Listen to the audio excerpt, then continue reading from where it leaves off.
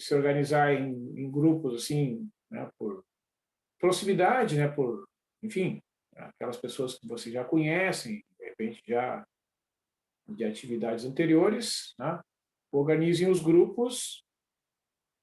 E a ideia é a seguinte: ó, bom, tem um grupo lá, né, 3 alunos, aí vocês combinam, um de vocês, né, vai fazer a entrega, né, do arquivo com as respostas e coloca o nome, né, de todos os colegas ali no arquivo entregue lá no Moodle. Tá? Não precisa, né, os 3 entregarem a mesma versão, isso aí é desnecessário. Certo, pessoal? Então, já estou passando para vocês assim, essas orientações, né? E daí até sexta-feira vocês têm tempo aí de organizar, né, dividir a turma aí, aí vocês já sabem, né, com quem vão fazer o trabalho, ou se organizem ali da forma como vocês acharem melhor, tá? E então assim, em função dessas circunstâncias, né, que limitam as nossas atividades presenciais e as atividades de avaliação por orientação, né, da universidade devem ser feitas, né, remotamente, né? Essa primeira atividade vai ser em grupo, então a segunda atividade vai ser uma atividade individual, né? Não, a cada vez que eu for definir a atividade, eu vou combinar com vocês, né, se será individual ou em grupo, certo? O que mais que eu quero chamar a atenção, né, de passar de orientação? No arquivo a ser entregue, né, vocês devem procurar fazer o desenvolvimento das questões, independentemente né, do problema, o mais detalhado possível. Tá? Vamos supor lá que seja uma equação, um problema de segunda ordem, né, como esses que a gente tem resolvido ali de sistema massa-mola ou de circuito elétrico, né, que a gente fez menos exemplos, mas mais do sistema massa-mola, embora as equações sejam idênticas, fazer detalhadamente, né, escrever a equação característica, calcular as raízes da equação característica detalhadamente, né, representar na mesma notação que está sendo usada aqui nas aulas, certo? Detalhar bem claramente, né, as condições iniciais do problema de acordo com o enunciado, né, e apresentar, né, no final uma conclusão, como eu tenho destacado aqui nos cálculos, a solução é tal função, né, e responder a todos os itens, né, que forem, que estiverem ali no enunciado, né, das questões. Tá? Se tiver 2 itens, respondo 2 respostas, 3 itens, 3 respostas, né, vai respondendo assim item por item, certo? E então eu sugiro, né, que, bom, se vocês fizerem dessa forma, em grupos, né, antes de entregar, a pessoa que está resolvendo, né, uma questão lá, conversa com um colega, revisa, né, o arquivo a ser entregue, certo? Porque se tiver, digamos, 3 questões, né, vocês têm que entregar o desenvolvimento completo das 3 questões, né? Não me adianta entregar uma, duas questões e depois, esqueci de entregar a terceira. Não, se esqueceu, morreu. Né? Não tem choro, né, pessoal?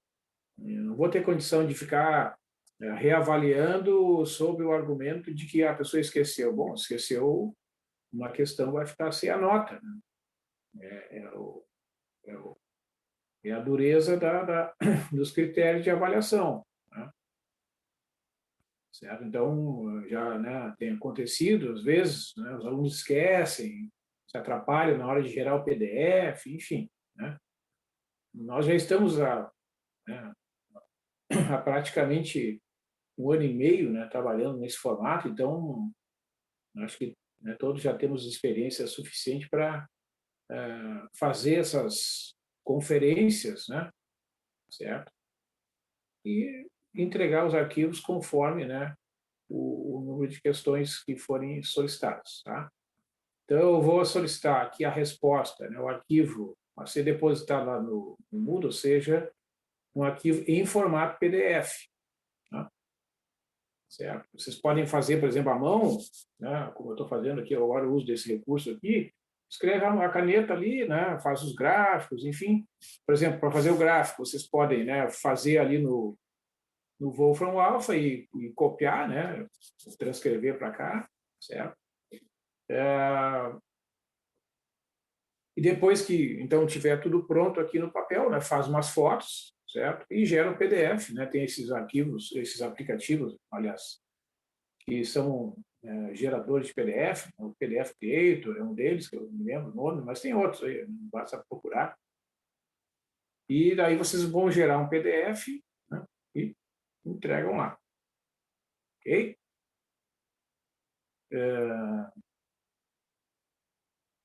O que mais? Acho que é isso, né? As principais informações a respeito dessas orientações, digamos assim, sobre essa atividade de avaliação. Não sei se vocês têm alguma pergunta sobre isso.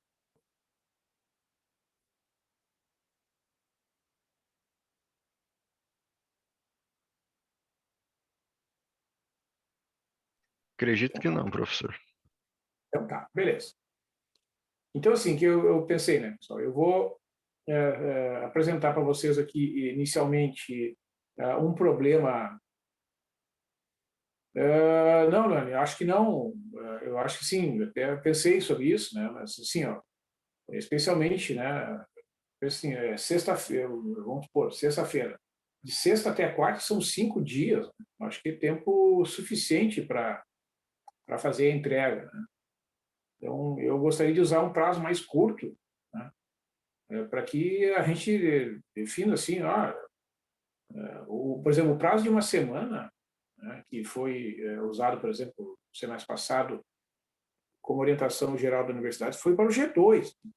O G2 realmente é a última possibilidade que a pessoa tem e tal, né? Mas nessas atividades que são atividades, em geral, mais curtas, né? Tem menos questões, não englobam todo o conteúdo do semestre, né? Eu não vejo necessidade assim, de estender o prazo para uma semana. Então, a minha ideia é fazer até quarta-feira. Tá? Mas, então, pessoal, eu estava dizendo, eu vou mostrar para vocês aqui um exemplo, inicialmente, um exemplo de um problema que está lá no Moodle. Eu coloquei uma lista de exercícios lá sobre, intitulado assim, modelagem com equações diferenciais. Tá? Foi até por, né, solicitação de um colega aqui, eu procurei alguns materiais e encontrei lá uma lista de exercícios, né, que até foi uma pesquisa que eu fiz. Eu peguei alguns exercícios do livro do Borges de Prima e alguns exercícios do livro do Zil, que é um outro autor que escreve sobre equações diferenciais, e, né, compilei assim, algumas questões que são problemas de diferentes contextos, digamos assim. Né? Tem um problema lá de taxa de variação, né? que o autor passa algumas informações, né? E a partir daquelas informações, então, a pessoa tem que escrever a equação diferencial que corresponde àquele problema, né, com a condição inicial ou as condições iniciais correspondentes, e depois usar alguma técnica de resolução daquela equação. Tá?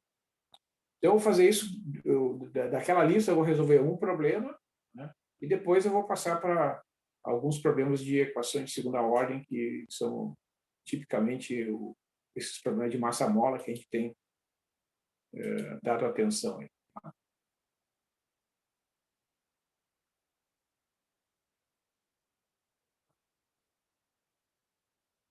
Aqui, ó. Tá? Então, isso aqui é o arquivo que está lá no Moodle.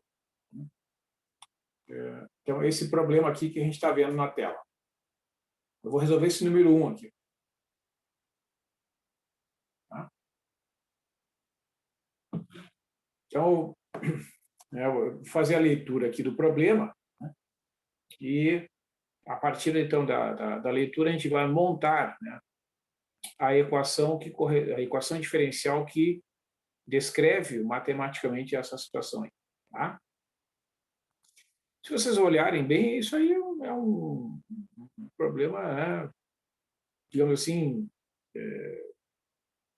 que é digamos, uma maneira que o autor pensou de descrever uma coisa que acontece, né, em algumas situações práticas. Tá? Vamos dizer assim, um pequeno lago contém inicialmente, né, 1 milhão de galões de água, né, aproximadamente 4 milhões e 550 mil litros de água e uma quantidade desconhecida de um produto químico indesejável. Né? Então, vejam, a ideia é a seguinte, né, pensando assim, né, já na montagem do problema, né, digamos que tem um lago aqui, certo? Um lago ali, e aqui tem 1 milhão de galões de água. A fonte está bem pequena, né, pessoal? Não sei o que aconteceu, agora. Deixa eu ver se eu consigo aproximar isso. Vou fazer o seguinte, vou botar um caderno aqui embaixo. A gente vai ficar melhor.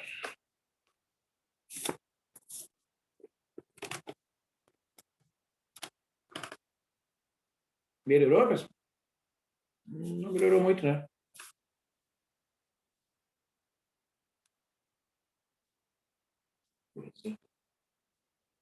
Deixa eu ver uma coisa. Já sei, acho que eu já sei o que a gente tem que fazer. Eu vou fazer a leitura aqui e vou interromper o compartilhamento. Tá? Vou só pegar os dados, então. Então, ele contém um volume de 1 milhão de galões de água e uma quantidade desconhecida de um produto químico indesejável. Tá? Então, eu vou colocar aqui. Depois vocês vão ver que vai ficar melhor.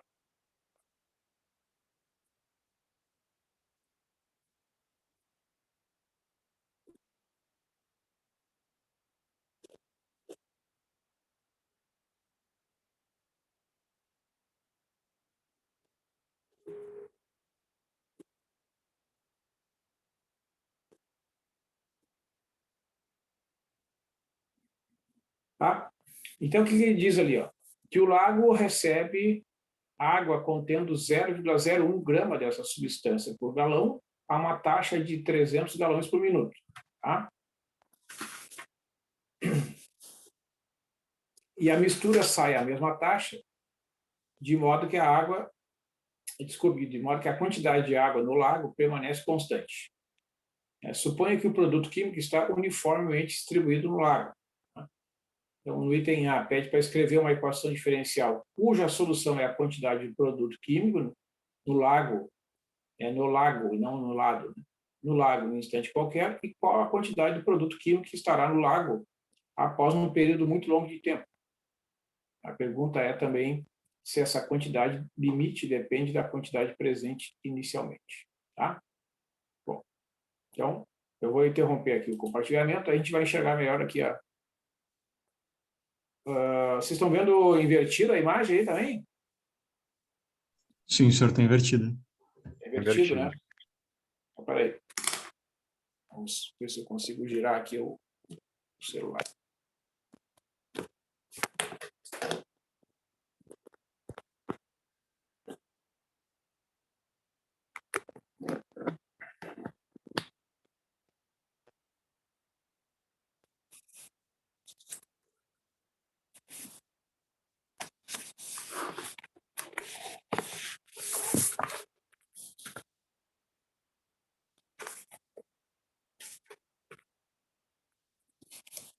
Agora tá beleza?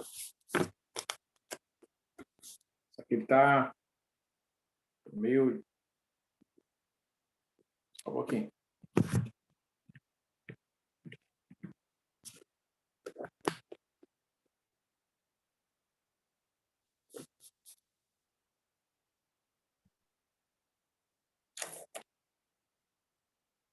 Deixa eu ver. Agora tá melhor. Tá. Senhor. Agora está chegando, Dá pra né? ver. Beleza. Uhum. Muito bem. Então, eu só peço que vocês mantenham o microfone de vocês fechado, né? Que qualquer ruído, assim, ele compartilha aqui. Aí, tá? Eu vou tentar escrever aqui com a letra maior possível, né? E então vou pegar os dados aqui que eu tenho impresso, tá? Então diz assim, ó, que a ideia é a seguinte, ó, eu vou chamar de delta Q, né? Que é a quantidade variável daquela substância ou a variação, né, dessa quantidade, tá? É a quantidade que entra menos a quantidade dessa substância que sai, tá? Certo? Delta Q é a variação desta quantidade desse produto indesejável, digamos, um poluente lá, né? Certo? Então, a variação dessa quantidade é a quantidade desse produto indesejável ali que entra menos a quantidade desse produto que sai, tá? Então, assim, o que diz lá, né? Que o lago recebe água contendo 0,01 grama dessa substância por galão a uma taxa de 300 galões por minuto. Tá? Então, a quantidade que entra vai ser este 0,01 grama, 0,01 grama por galão, vezes 300 galões por minuto, tá? Vezes o intervalo de tempo, tá? Em minutos, digamos, certo? Então, vejam, ó, na hora, isso é importante a gente fazer essa análise, né, de análise das dimensões ali envolvidas, ó, observem, se vocês observarem aqui, ó, aqui tu tem galão dividido por galão, né, esse galão aqui cancela com o galão aqui, e o ΔT, que é medido em minutos, vai cancelar com esse tempo em minutos aqui, no final das contas, né, isso aqui é uma quantidade do produto que entra medido em gramas, né, certo? Então, realmente é uma massa, né, é a quantidade do produto químico indesejável que está entrando ali, de acordo com os dados do enunciado do problema, tá? Só que diz lá também o seguinte, ó, que a mistura sai à mesma taxa, né?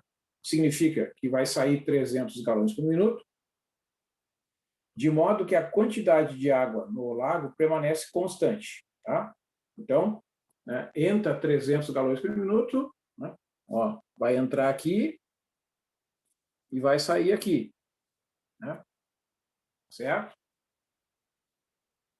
E ainda está escrito no enunciado do problema, suponha que o produto químico está uniformemente distribuído no lago. Tá? Então, imagina assim, né, que nós temos aqui um lago, né? E à medida que o produto entra, tá? A gente tem que imaginar que ele está uniformemente distribuído aqui em todo o lago. Tá? Isso é uma hipótese simplificadora, né, pessoal? Evidentemente que no instante que que aquele produto entra no lago, né, vamos imaginar uma coisa assim, vai ter um ponto lá que vai ter uma concentração maior, né? Mas isso tudo é simplificado. Tá? Em vez de fazer essa modelagem matemática da evolução da concentração, tá?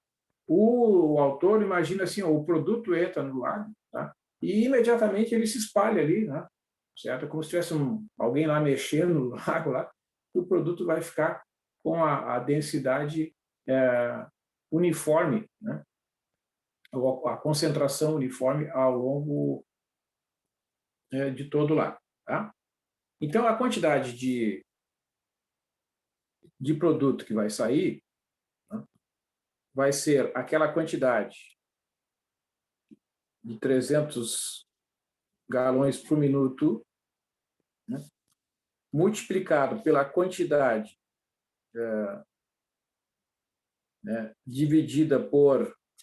Aqui a gente está medindo o volume em galões, tá? Isso aqui é 1 milhão de galões, né, que significa 10⁶ galões, tá? 10⁶ galões. Isso aqui multiplicado pelo ΔT. Certo? Então, essa é a quantidade do produto que vai sair. Ó. A taxa é 300 galões por minuto. Né? A concentração é... Por isso que está dito ali, né, que o produto está uniformemente distribuído no lago. Né? A concentração é Q dividido por 10⁶, vocês vejam que o Q é medido em gramas, né? Então vai ficar gramas por galão, né? Multiplicado por ΔT.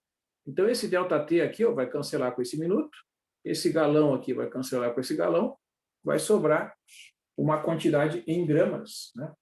Desse produto que entra ali que sai, desculpe, ali no lago, né? Por unidade de tempo. Ok? Então, né, se a gente fizer esse balanço aqui, né, eu vou ter que o ΔQ é igual a 0,01 vezes 300, tá? Menos, né, já estou descontando aqui o galão por galão e tal, menos o 300 vezes o Q dividido por 10⁶, né? Isso aqui tudo multiplicado por o ΔT. Então, essa aqui, né, é a equação que representa, né, matematicamente, ó, que a variação, né, da quantidade desse produto em cada instante de tempo é o resultado dessa parcela aqui, ó, que entra, né, em todo instante de tempo, 0,01 vezes 300, né? Isso aqui é uma quantidade de massa, menos 300 Q dividido por 10⁶, né? Essa divisão é porque são 300 galões com a concentração dividida por 10⁶ galões, que é a quantidade, o volume total que tem ali no lago, já que está dito que o produto está uniformemente distribuído, né? E multiplicado pelo intervalo de tempo. Então, para a gente chegar em derivadas, né, eu vou dividir aqui, ó, o ΔQ pelo ΔT, eu tenho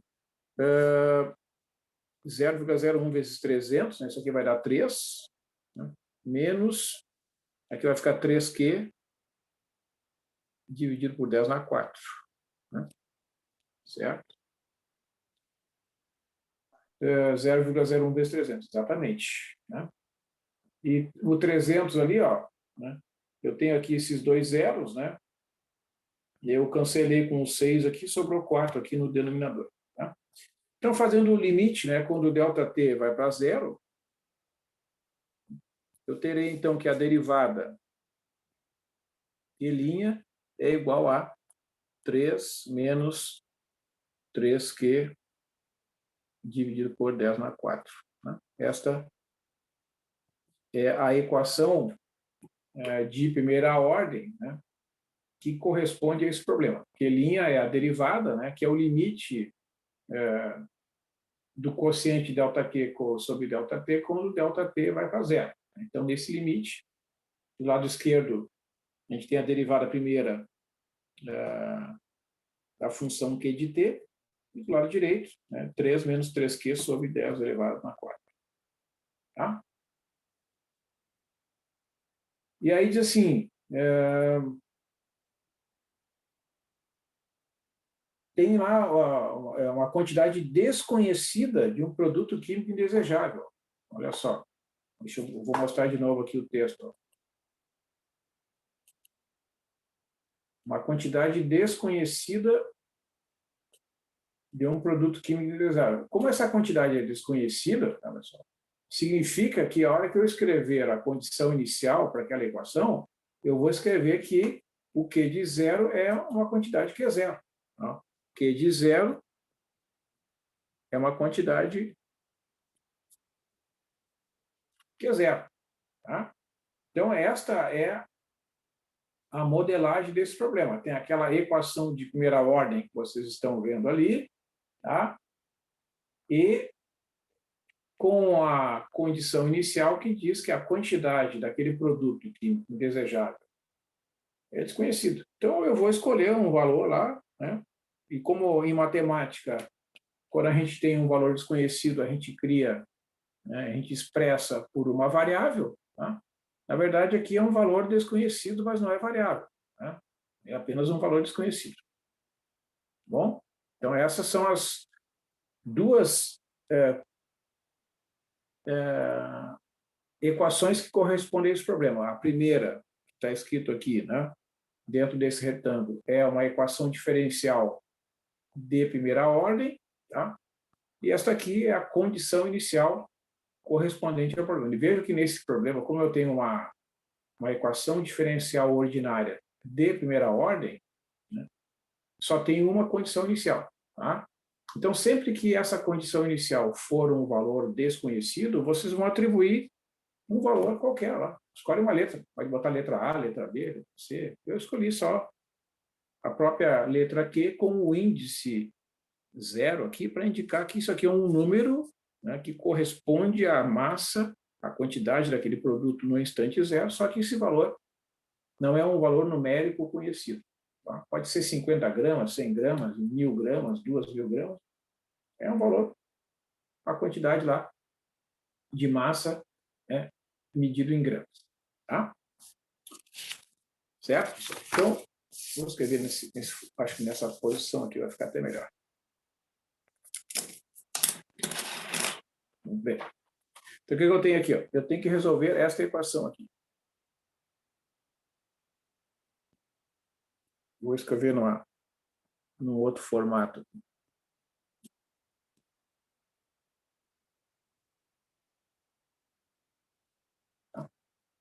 Bom, então o que a gente tem que fazer? Nós temos que resolver esta equação diferencial ordinária de primeira ordem. Fala, Rodrigo. Alguma pergunta?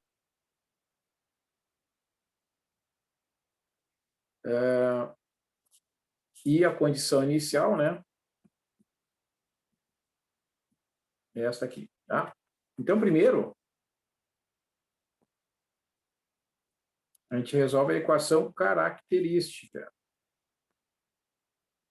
correspondente à equação homogênea.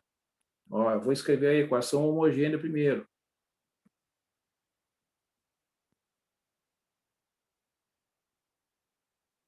Tá?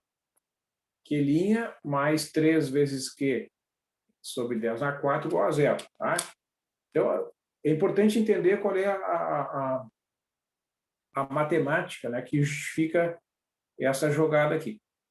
A equação que vocês estão vendo ali, né, Q' mais 3 vezes Q dividido por 10 na 4 igual a 3, é uma equação diferencial de primeira ordem, com coeficientes constantes, linear e não homogênea, porque o lado direito dessa equação aqui, ó, é igual a 3. Tá? Então, uma forma de resolver essa equação é dividir o problema em duas etapas. Primeiro, a gente resolve a equação homogênea, né? E a equação característica vai ser R mais 3 sobre 10 na 4 igual a zero. Vocês lembram lá, né, pessoal, como é que a gente faz a equação característica quando ela é de segunda ordem? Ó? Y duas linhas corresponde a R ao quadrado. Y' corresponde a R e o Y corresponde a 1. Né? Neste caso aqui, ó, nós temos uma equação de primeira ordem. Então, a equação característica vai ser uma equação de primeiro grau. Tu não vai ter o R ao quadrado, porque tu não tem o Q duas linhas, certo? Então, tu vai resolver primeiro esta equaçãozinha aqui. Bom, essa equação aqui é uma equação de primeiro grau, né? A raiz desta equação é simplesmente menos 3 sobre 10 elevado na 4. Tá? Que vocês, se vocês quiserem, né, calcular isso aqui, né, para escrever, né, como um número decimal, né, é só fazer aqui 10 dividido por 10.000, né? Ó, então é menos 0,0003, tá? Então, observa, isso aqui é uma raiz real, né? Então, a lógica diz o seguinte, se a gente olhar lá a solução das equações de segunda ordem, né, que nós resolvemos através da equação característica, quando a gente tem raiz real, né, associada à equação característica, né, cada raiz real corresponde a uma exponencial como solução da equação homogênea. Então, aqui, ó, a quantidade correspondente à solução da equação homogênea, ela vai ser uma constante, digamos, sei lá, C, né, vezes Z na menos 0,0003 vezes T. Tá? Essa aqui é a solução geral da equação homogênea. Ok? Bom, agora eu tenho que descobrir, né, uma solução particular da equação não homogênea, por causa da presença dessa constante aqui. Tá? Agora eu vou resolver, então, esta equação. Agora eu vou procurar a solução da equação não homogênea. Tá? E aí a gente vai procurar uma solução particular que é exatamente uma função constante. Tá? Por quê? Porque esta função aqui é uma função constante. Né? Então, quando a gente procura uma solução de uma equação diferencial de primeira ordem, né, que tem uma fonte que é uma constante, é, digamos assim, natural imaginar que uma função constante deve ser uma solução daquela equação ali. Aí eu quero descobrir qual é o valor dessa constante para que aquela equação diferencial seja satisfeita por este valor. Bom, aí eu pego aqui, ó, qual é a derivada da função constante? É zero. Né? Aí eu substituo lá, né? Vai ficar zero. Opa. 0 mais 3 vezes K dividido por 10 na 4 igual a 3. Tá? Então, tu resolve essa equação aqui, tu conclui que o K é igual a 10 elevado na 4. Ou seja, tu vai pegar a solução que vai ser, isso aqui eu vou chamar de QH, né? É a solução da equação homogênea, que é uma constante C, ainda desconhecida, vezes E na menos 0,03T, mais 10 elevado na 4. Tá? Então, esta aqui, né, é a solução geral daquela equação. Né? E para eu descobrir o valor do C, eu só preciso usar esta informação aqui. Está dizendo, ó, a quantidade desse produto químico indesejável no instante zero, né, é um valor que é zero. Tá? Então, eu vou substituir aqui. Vou fazer o seguinte, eu vou deixar assim, acho que dá para enxergar as duas folhas ali.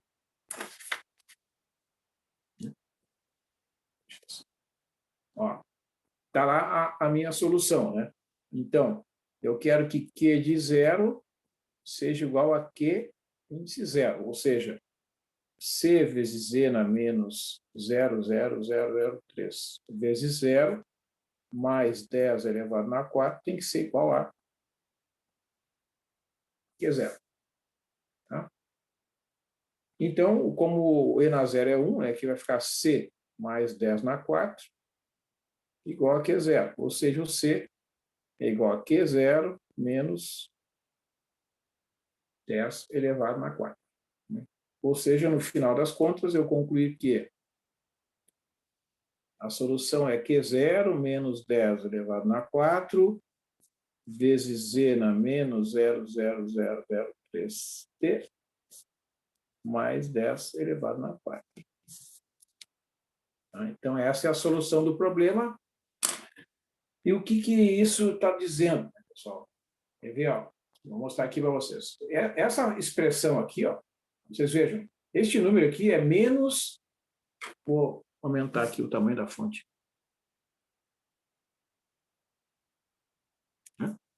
Menos 0,0003 vezes t. Mas é um número negativo. O que interessa é que ele é um número negativo. Tá? Quando a exponencial tem um coeficiente negativo ali no expoente multiplicando t, né? Bom, pense agora no problema físico, no problema real ali, né? O rio lá tem um lago, na verdade, né? Que tem 1 milhão de galões de água e está recebendo, né, um produto químico indesejável, né, de acordo com aquelas informações. E essa quantidade aí, né, representa a quantidade desse produto químico em função do tempo. Tá? Então, quer ver? Ó, vamos imaginar aqui um valor qualquer para o Q0. Vamos imaginar que o Q0 fosse, sei lá, 10 na 6. Tá? Vamos fazer de conta.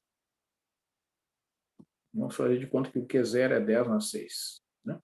Então, o Q de T, né, vai ser 10 na 6, menos 10 na 4, e na menos 0,003 vezes T, mais 10 elevado na 4. Por que eu coloquei 10 na 6? Só para dar um chute, aí eu vou pegar esses valores aqui, ó, tá?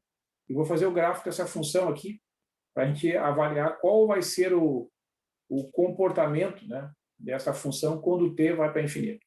Tá? Deixa eu olhar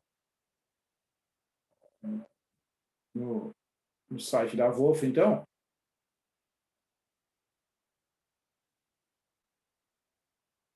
É o nosso velho conhecido ali.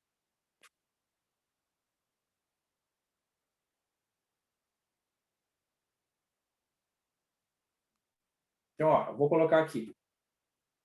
Plot, né? Vou botar 10 elevado a 6, menos 10 elevado a 4, vezes ESP de menos 0 ponto, né? Tem que botar ponto, tá? 0,003 vezes T, aí fechou aqui, mais 10 elevado a 4, tá? 10 elevado a 4 está fora ali da exponencial. Faltou um parênteses, porque você tem uma subtração aqui, ó, tem, ó, tá vendo? Agora está fechadinho ali. De, digamos, 0 até... Vou botar até 2. Aí depois a gente vai aumentando o valor do tempo. Vamos ver que esse intervalo não vai ser muito bom, vai ser pequeno. Ó, tá vendo? Ó. Vou botar aqui de 0 até 100.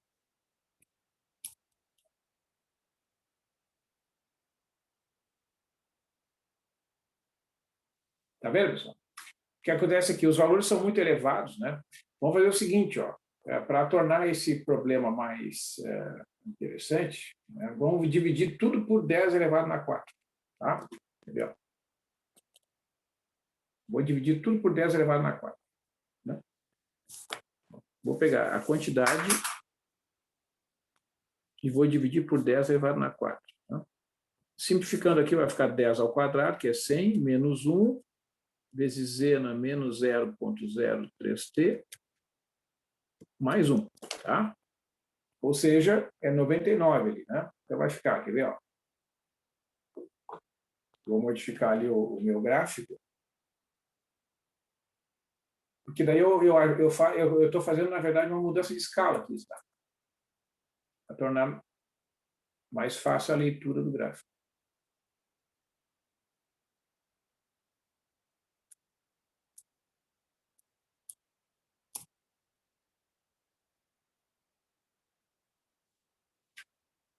Ó, vamos botar aqui de 0 a 20, vamos aumentando aqui. Vocês vão ver que vai melhorar.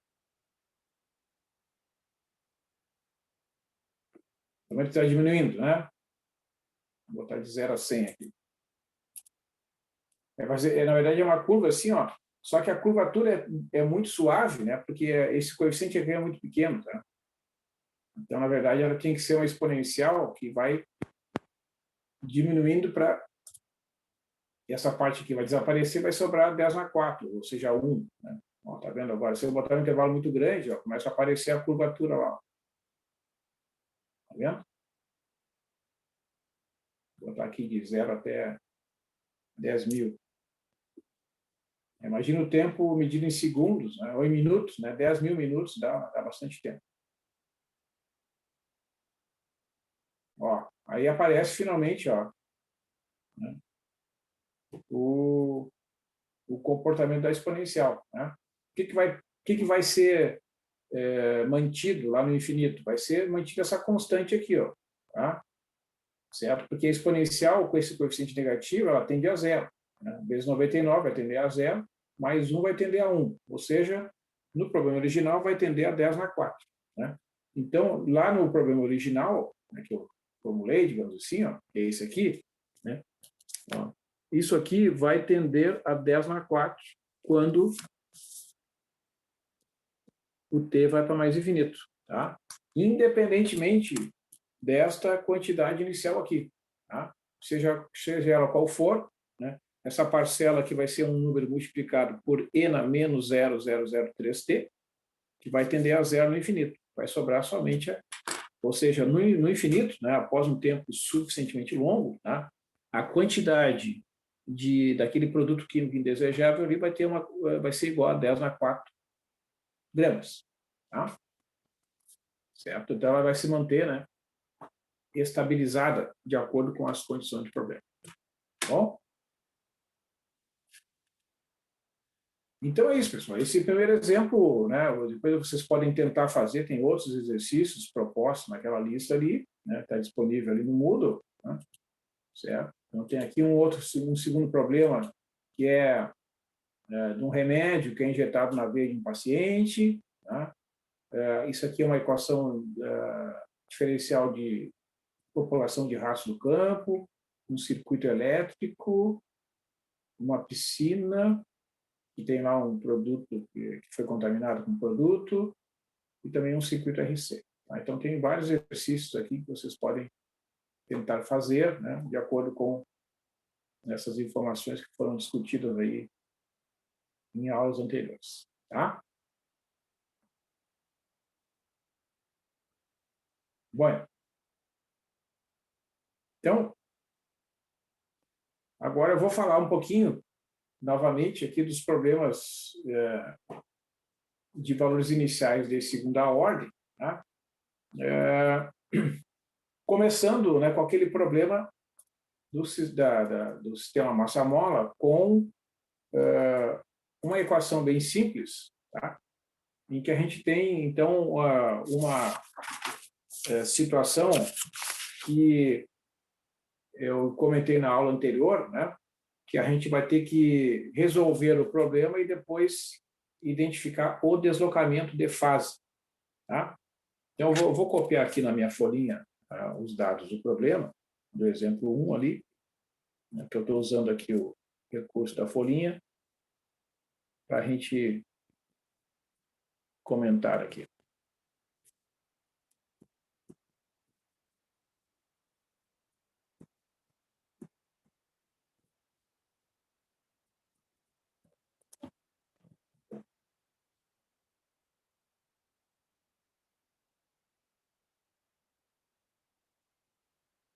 Beleza, então. Está aqui. Né? Então, tem esse probleminha aqui. Né? Agora tem uma equação de segunda ordem, né? Muitas vezes, tá? Eu até estou chamando a atenção porque às vezes pode acontecer da pessoa ter alguma dificuldade, né? A notação, ela não importa. Né? Porque essa notação aqui, ó, x duas linhas, mais 25x igual a zero, x de zero igual a menos 2, x' de zero igual a zero, né? É a mesma coisa, e x duas linhas representa a derivada segunda, né? X', se aparecer, representa a derivada primeira, e o x é a função. Então, aqui neste problema, imagine que é um problema de sistema massa-mola, que não tem atrito, né? Não tem amortecimento, tá? Tem, então, aqui o termo correspondente à lei de Newton, né? Que é a aceleração, que é o x duas linhas. Tá? Essa aqui é o termo correspondente à constante da mola, né? Não tem força externa, né? A posição inicial é, digamos, 2 centímetros, né? Acima da posição de equilíbrio, né?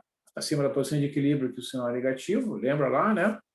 E essa aqui é uma velocidade inicial, digamos, de 10 centímetros por segundo apontando para baixo. Tá? Lembra que isso aí é uma convenção, né? Está aqui o equilíbrio.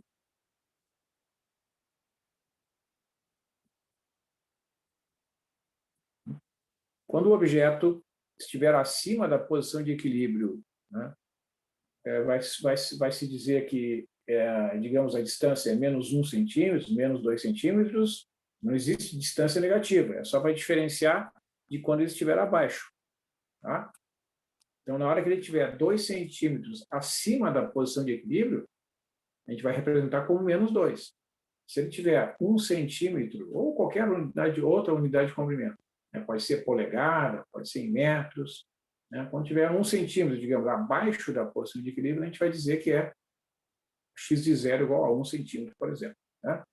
Aqui, ó, a velocidade inicial, né, que é calculada no instante zero, é 10. Né? Então, significa que a velocidade está apontando para baixo. Tá? A velocidade que aponta para baixo é positiva. Certo?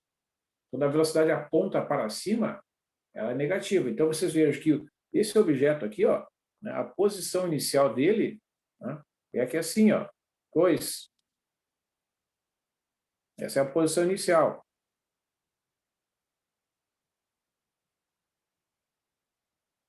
Tá?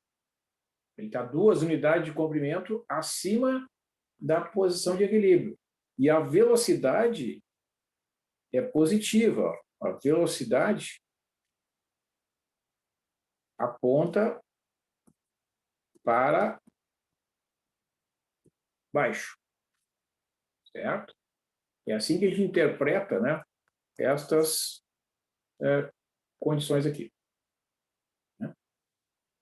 Bom, então eu tenho que resolver a equação x duas linhas mais 25x igual a zero, que corresponde à equação característica. Ó, né? Lembra lá, r ao quadrado, né, mais 25 igual a zero. Tá? Equação de segundo grau, né? Tem o termo de grau 2, que é o r ao quadrado, correspondente à derivada segunda. Não tem o termo de grau 1, porque não tem a derivada primeira comparecendo ali, né? Já comentamos sobre isso, que essa é uma situação de importância teórica, né? Já que, né, esta equação está dizendo que é um problema de uma massa presa à extremidade de uma bola em que não há amortecimento. Né? E nós vimos que isso é impossível de ser realizado fisicamente. Né? Bom, então na hora que eu resolver essa equação aqui, eu posso resolver diretamente, né? Ó, isolando r ao quadrado, né? E extraindo a raiz quadrada de menos 25, que vai dar mais ou menos 5i. Né? Então, tu lembra que nesses casos a gente vai chamar de alfa a parte real e beta a parte imaginária do número complexo, né? Que vai ter, então, a solução correspondente vai ser uma combinação de senos e cossenos, né? Porque esse alfa aqui, ele é o expoente da exponencial, né? Vejam, ó, o x de t é uma constante, e na 0t cosseno de 5t, mais uma outra constante, e na 0t seno de 5t. Né?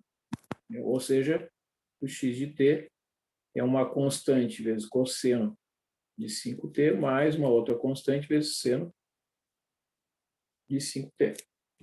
Tá? Bueno. Então, para eu descobrir, né, os valores dessas constantes aqui, eu vou trabalhar com as duas condições iniciais, certo? Que, nesse caso aqui, vão permitir, né, a determinação completa da solução do problema. Tá? Então, já vou calcular aqui a derivada. Vai ficar menos 5 vezes A seno de 5t, mais 5 vezes B cosseno de 5t. Tá? Aí vou substituir, né, as condições iniciais ali, certo? Ó, observa lá, x de 0 é menos 2, né? E x' de 0 é 10. Tá? Então, deixar ali escrito, ó, x de 0 vai ficar o A vezes o cosseno de 0, mais B vezes seno de 0. Né? O A multiplicado pelo cosseno de 0 vai ficar A vezes 1, que é igual a A. Né? O seno de 0 é 0, e essa parcela aqui desaparece. Né? Isso aqui tem que dar menos 2, tá? Que é a condição inicial lá. Ó. X de 0 tem que ser menos 2. Né? Então, com isso, já conclui, né, que o valor do A é menos 2, já que o cosseno de 0 é 1 e o seno de 0 é 0. Né? Por outro lado, x' de 0, ó, estão vendo ali, né?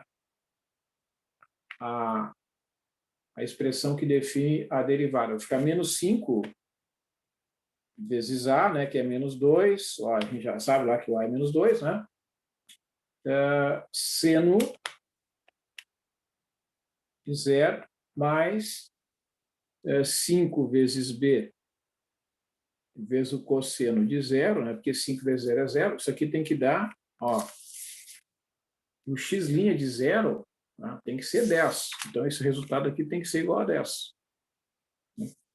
Seno de 0 é 0. Então, essa parcela aqui vai desaparecer, vai ficar 5 vezes B igual a 10. Então, o B é igual a 2. Ou seja, eu vou substituir, né, o A por menos 2 e o B por 2. Tá? Então, vai ficar, ó, vou escrever aqui. Depois eu ajeito aqui, ó, o papel, para vocês enxergarem. Menos cosseno de 5t, mais 2 seno de 5t.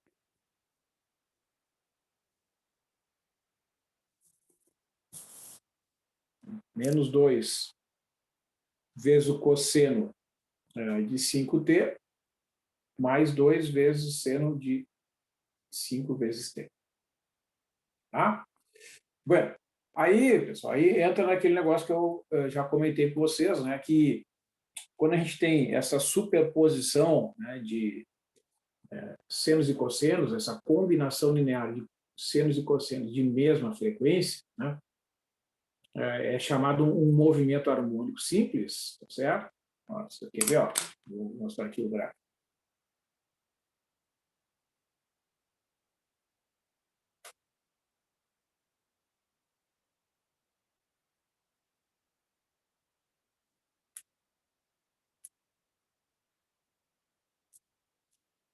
Menos 2 cosseno de 5t, mais 2 seno SIN, né? Digamos de, sei lá, menos 3π até 3π.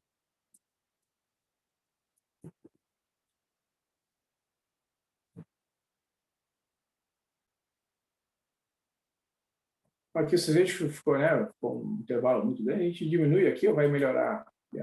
a resolução. Vamos botar de menos 2π até 2π.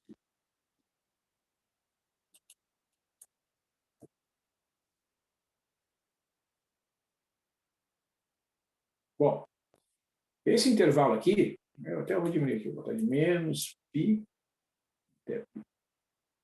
Vai melhorar ainda mais.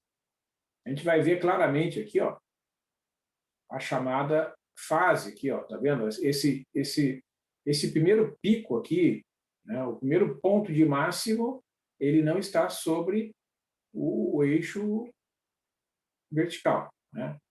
Que aconteceria se não houvesse o deslocamento de fase. Como tem a presença das duas ondas, né, a gente tem um deslocamento de fase. E a gente viu, então, como calcular essas quantidades, né? Quer ver? Ó, deixa eu lembrar lá essas coisas. Ó. Como é que a gente vai calcular? Né? Aqui, ó. Então, o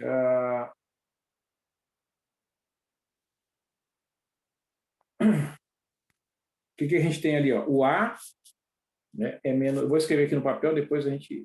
É menos 2 e o B igual a 2. Né? Aqui no texto não está, mas eu vou escrever aqui, ó, para a gente lembrar. Né? O valor do R, né, para quem não lembra aqui, ó, o valor do R é igual a raiz quadrada. Para quem assistiu ali as aulas e lembra, né?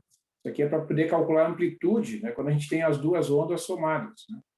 Então, para a gente poder calcular a amplitude daquela combinação, eu tenho que somar, melhor dizendo, eu tenho que converter para esse formato aqui. Ó. Então, eu vou botar aqui o A elevado ao quadrado mais o B.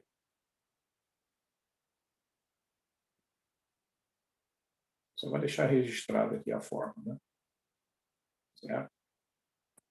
Quer ver? Ó? Então, aqui na folhinha de papel, vou anotar aqui, ó, o R. Tá? Veja o seguinte, voltando ali para o meu texto,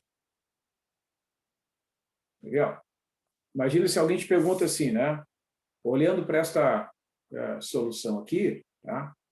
Bom, qual é, né, o valor máximo que o x de t representa? Lembra o que o x de t representa? O deslocamento, né, da massa em relação à posição de equilíbrio. Ora a massa vai estar acima da posição de equilíbrio, ora vai estar abaixo.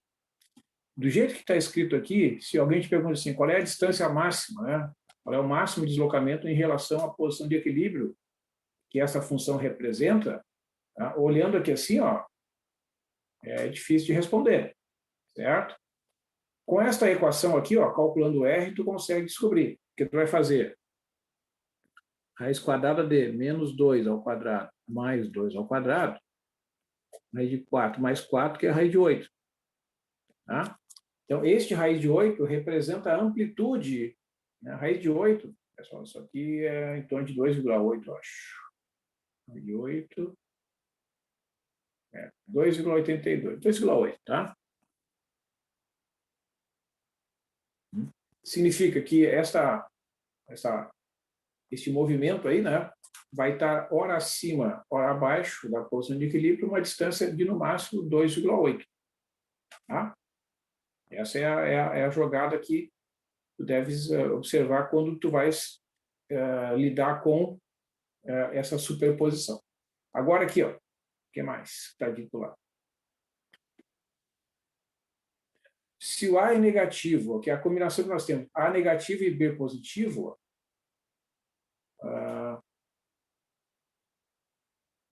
aqui, ó, se o A for negativo e o B for positivo, que é exatamente a situação que a gente tem ali no exemplo, tá? O delta é do segundo quadrante e ele vai ser o arco cuja tangente é B dividido por A mais π. Tá? Então, vamos voltar lá. Opa, desculpa, não estou compartilhando aqui. Vou mostrar aqui para vocês. Eu abri o texto ali e não mostrei. Ó, estão vendo aqui? Ó? Se o A é negativo e o B é positivo, tá? A fase é do segundo quadrante. O segundo quadrante significa que a fase vai estar entre π sobre 2 e π. Tá? Se vocês pensarem assim, né, o o segundo quadrante, π sobre 2 é em torno de 1,57, né? E o π é 3,14. Tá? Então, o delta no segundo quadrante tem que estar entre 1,57 e 3,14 aproximadamente. Tá? Então, vocês vão calcular por essa fórmula aqui, o arco cuja tangente é B sobre A, somado com o π radianos. Tá? Então, vamos lá. Ó. Então, o A é negativo e o B é positivo, então a fase vai ser o arco cuja tangente é B sobre A, mais π radianos. Tá? Vocês vão pegar a calculadora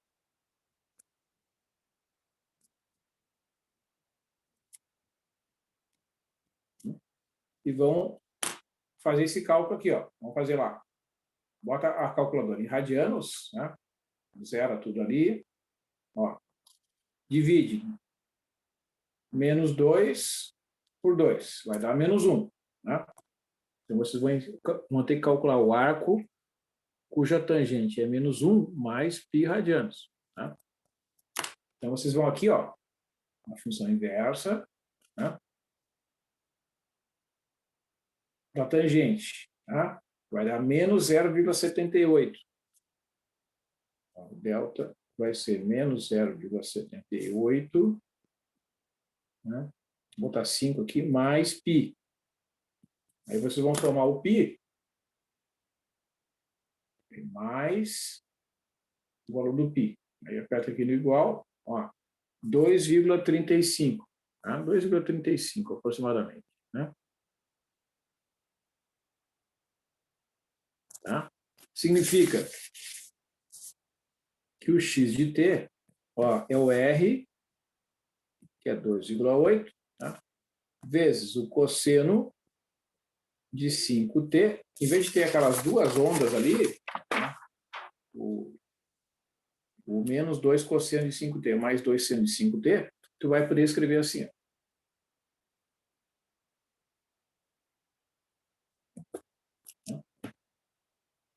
Certo? Então, tu consegue resolver, né, de modo muito mais satisfatório o problema, porque aqui tu enxerga qual é a amplitude. Ó, se alguém te pergunta assim, qual é a distância máxima em relação à posição de equilíbrio, é 2,8 unidade de comprimento. Tá? Qual é a fase? 2,35. O que significa isso? Quer ver? Vamos fazer o gráfico dessa função.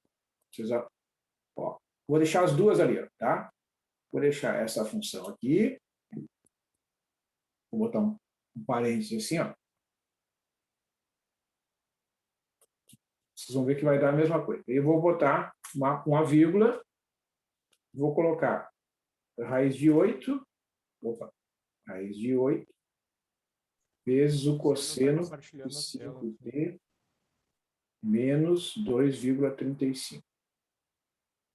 Opa, 2,35.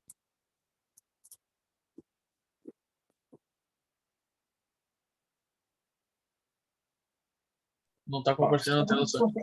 Oi? Ah, tá. Ó, estão vendo aqui, ó, que elas não são exatamente iguais, né? Tem uma pequena diferença, porque como a gente está fazendo o uso de arredondamento, né, esse 2,35 aqui, na verdade, está mais para 2,36, né? Pelo arredondamento lá, mas eu botei, vejo que elas são praticamente iguais. Ó. Tá? Então, na verdade, essa forma de resolver escrever aqui, ó, eu estou destacando aqui a amplitude, que é a raiz quadrada de 8, né?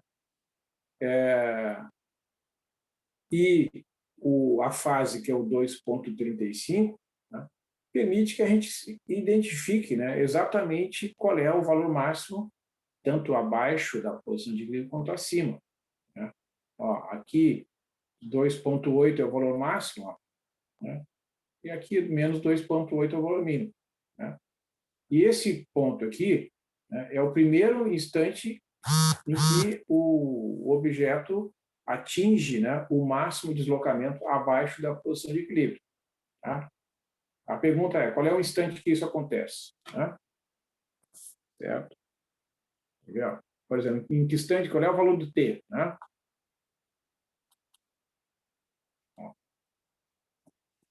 Se eu quiser saber qual é o T, né, em que x de t é máximo. Você lembra que, neste caso aqui, para responder essa pergunta, a gente tem que usar o fato de o cosseno, né, o valor máximo dele ocorre quando ele vale 1. Né? O cosseno de um certo ângulo que dá 1, esse é o valor máximo do cosseno. Né? E quando é que isso acontece? Quando o 5t menos o 2,35 é igual a zero, por exemplo, né? Porque o cosseno de zero é 1. Né? Então, se tu dividir 2,35 ali por 5, né? Tu divide esse resultado aqui, ó, divide por 5, né? Dá 0,47. Né? Então, esse 0,47, né, é o primeiro valor de t onde ocorre o valor máximo. Né? Então, isso que é a fase. Né? Esse deslocamento, né, certo? Esse deslocamento aqui no tempo, tá? Que vai transformar, né, uma onda que normalmente ela tem valor máximo lá comparando com o cosseno, né? O cosseno puro, digamos assim. Né? Se fosse só cosseno de t, o valor máximo estaria aqui, ó. Mas como tem essa combinação de seno e cosseno, ocorre esse chamado deslocamento de fase ou simplesmente fase. Tá? Então, né, eu fiz um resumo das possibilidades que podem acontecer, né? Tá? É claro que aí eu coloquei só os casos mais simples, né? Quando tu consegue fazer todos esses cálculos diretamente ali na calculadora, lembrando que todas essas operações aqui, ó, tá? Dessas funções trigonométricas inversas, né, devem ser realizadas com a calculadora em radianos, né, que foi exatamente o que eu fiz aqui, ó, tá? Tem que observar isso. Quando tu botar lá 1, por exemplo, né, trocou o sinal, deu menos 1, ó, a função inversa da tangente, né, deu menos 0,78 mais o valor do π, que é aquele 2,3561, né? Certo? Então, cuidar isso aí, tá?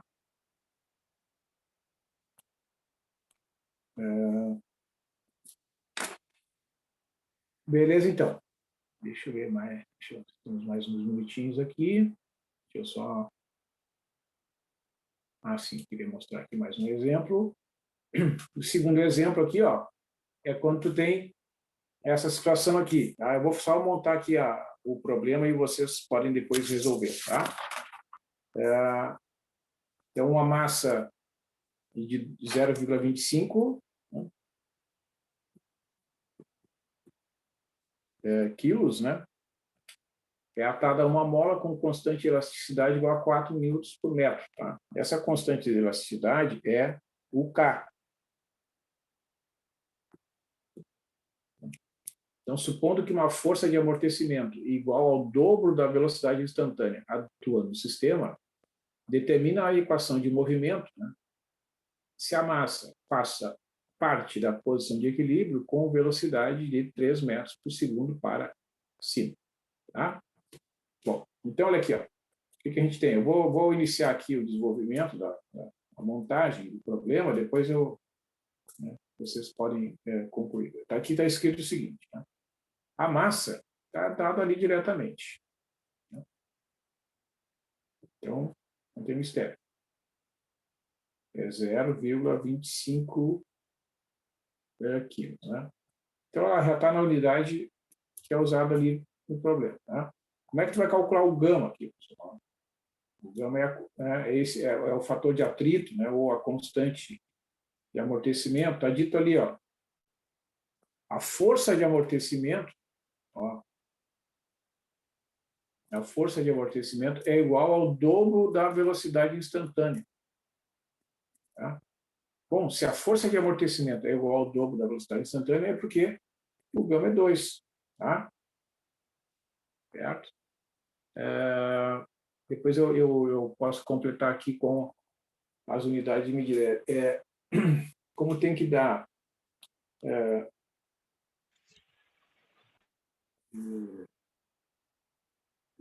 quilograma. Professor, você não está compartilhando. Tá, eu sei, eu só estou fazendo aqui um cálculo que depois eu vou mostrar para vocês. Tá, deixa eu só pensar aqui. Quer ver? Ó? Esse problema aqui, ó. É uma massa, então, de 0,25 quilogramas, tá? Atada a uma mola com uma constante de elasticidade igual a 4 newtons por metro. Tá? Então, supondo que uma força de amortecimento é igual ao dobro da velocidade instantânea, então essa expressão aqui, ó, tá? Significa que este termo aqui, ó, tá? Que é a força de amortecimento, ele vai ter uma constante, então, igual a 2. Tá? Então, essa constante aqui, né, é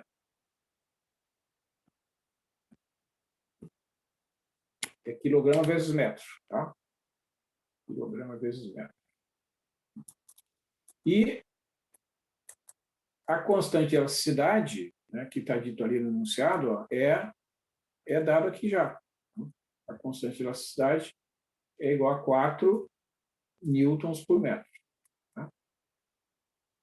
Opa.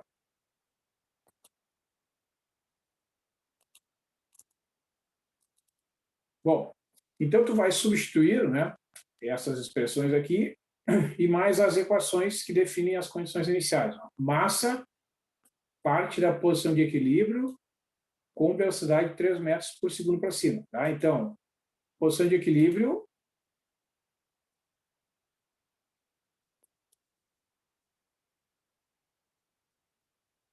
significa que o U, né, a posição inicial, U de 0 é igual a 0.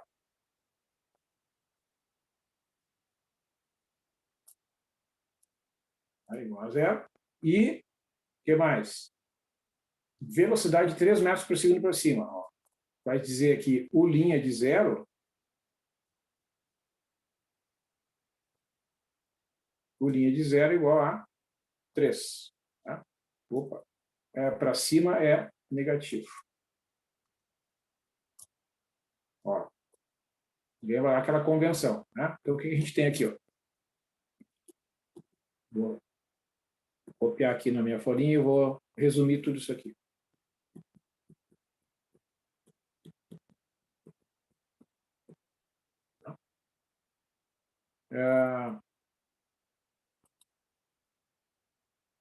Então, tem isso aqui, pessoal. Ó. Massa é conhecida, né? Então, lembra que a equação do movimento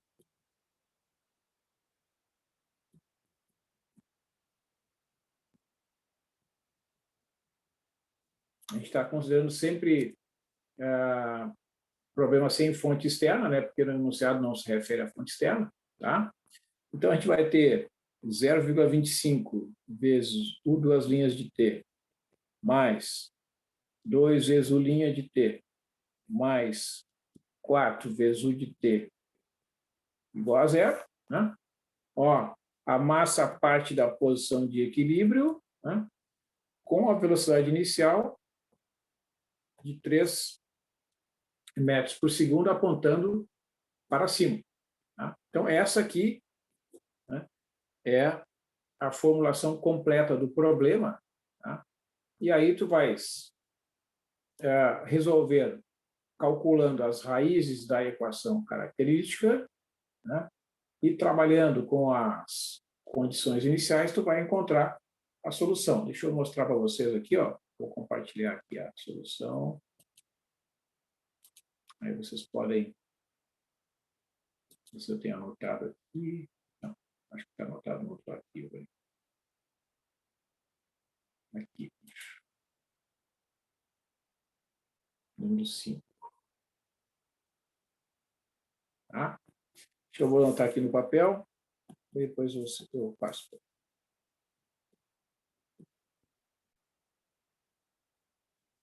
Tá? Quer ver? Aqui vocês estão vendo o gráfico, né, desse problema, daqui a solução desse problema, que é chamado um sistema criticamente amortecido. Tá? A solução desse problema vai ser menos 3t vezes n menos 4t. Tá?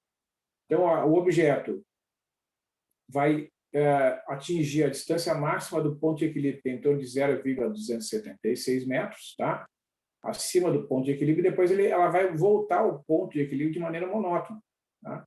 Certo? Então, esse gráfico, né, vocês vão descobrir esse gráfico depois de fazer, né, a solução, tá? Então, o que vocês têm que fazer? Vocês têm que resolver, primeiro, calculando as raízes da equação característica desta equação aqui, tá? Vocês vão ver que vai ser com raízes repetidas, vão ser uma raiz real repetida.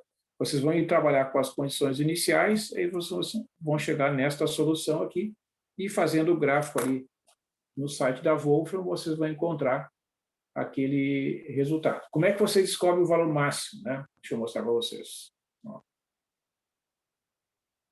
Vocês vão lá no site da Wolfram, vocês já resolveram o problema ali, né? Então vocês vão escrever assim.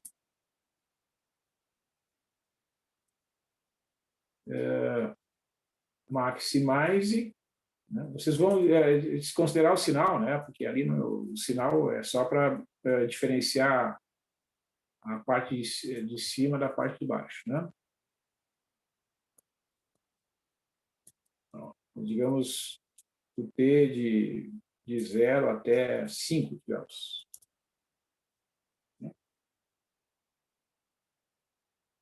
Ó, aí ele vai dar o valor aqui, ó. Tá vendo?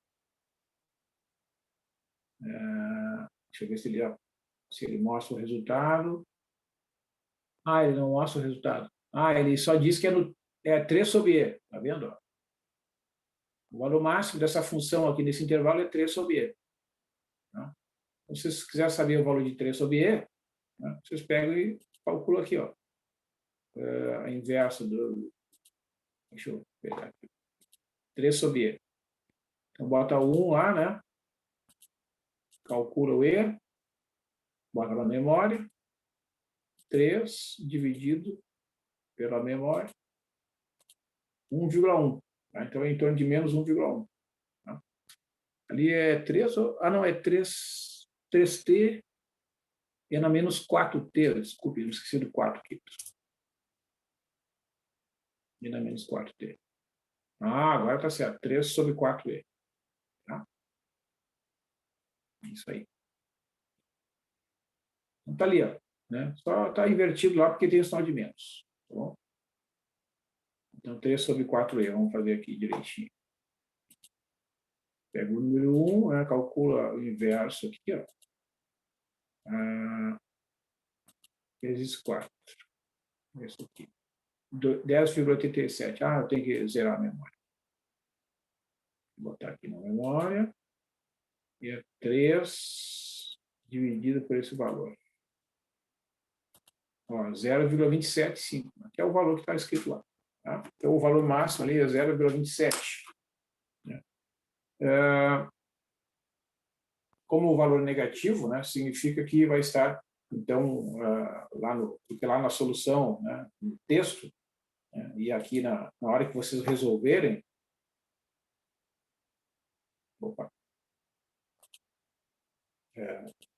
na hora que vocês resolverem, né, vocês vão encontrar essa solução aqui. Tá? Então, como o valor está com sinal negativo, né, significa que o objeto vai se deslocar ali para cima e depois vai voltar à posição de equilíbrio. Tá? Que é aquele, né, esse gráfico aqui.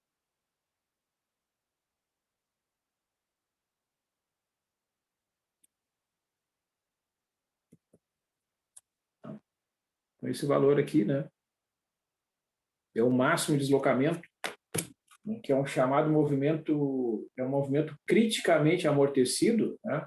Isso acontece devido à presença desse fator de atrito aqui, né, um coeficiente, digamos, elevado, né, faz com que o movimento tenha uma característica bem diferente dos anteriores. Tá?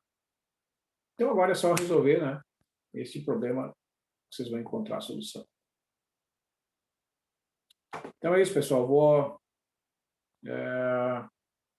encaminhar para o encerramento aqui. Não sei se vocês têm alguma pergunta, algum comentário.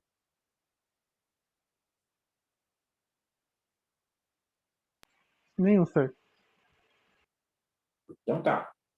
Agradeço aí a atenção de vocês. Desculpe aí às vezes eu me atrapalho aqui porque estou aprendendo a usar o recurso, mas acho que ficou melhor assim, né, se envolvendo os cálculos da folhinha ali, que fica, acho que mais rápida a compreensão, aí eles conseguem enxergar melhor, né?